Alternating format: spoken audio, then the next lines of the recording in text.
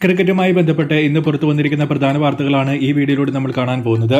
വീഡിയോയിലേക്ക് കടക്കുന്നതിന് മുൻപായി ഇതുപോലെ കൂടുതൽ ക്രിക്കറ്റ് വാർത്തകൾക്ക് വേണ്ടി ഈ ചാനൽ മറക്കാതെ സബ്സ്ക്രൈബ് ചെയ്യൂ. ആദ്യത്തെ അപ്ഡേറ്റ് ഇന്ത്യ ഇംഗ്ലണ്ട് മൂന്നാം ടെസ്റ്റിന്റെ ഡേ 3യുമായി ബന്ധപ്പെട്ടതാണ്. ഇംഗ്ലണ്ടിന്റെ 387 മറുപടിയായി ബാറ്റ് ചെയ്യാനിറങ്ങിയ ഇന്ത്യ 387 എടുത്ത് തന്നെ പുറത്തായി. രാഹുൽ സെഞ്ചുറി നേടിയപ്പോൾ ജഡേജയും പന്തും അർദ്ധ സെഞ്ചുറി നേടി താരത്തിന് നല്ല സപ്പോർട്ട് കൊടുത്തിരുന്നു. നിതീഷ് കുമാർ, സുന്ദർ എന്നിവരും വാല്യുബിളായ കോൺട്രിബ്യൂഷൻസ് നടത്തി. രണ്ടുപേർക്കും കാര്യമായി ലീഡ് നേടാൻ പറ്റാതെ പോയതോടെ ഗെയിം 0-ൽ നിന്ന് പിന്നെയും തുടങ്ങിയിരിക്കുകയാണ്. മൂവിംഗ് ഡേ എന്ന് പറയുന്ന ഡേ 3യിലും മത്സരം എങ്ങോട്ടും പോയിട്ടില്ല. ഇന്നും നാളെയും വളരെ ഇൻട്രസ്റ്റിംഗ് ആയിരിക്കും.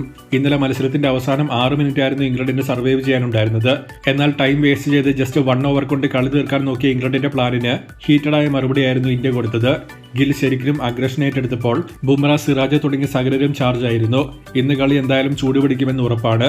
ഒരു 250-ൽ താഴെയൊക്കെ ഇംഗ്ലണ്ടിനെ പിടിക്കാൻ പറ്റിയാൽ നല്ല ചാൻസ് ഇന്ത്യക്കുണ്ട്. അതിന് മുകളിലേക്ക് പോയാൽ ചേസ് കുറച്ച് ട്രിക്കി ആയേക്കും. അടുത്ത അപ്ഡേറ്റ് ചെന്നൈയുമായി ബന്ധപ്പെട്ടതാണ്.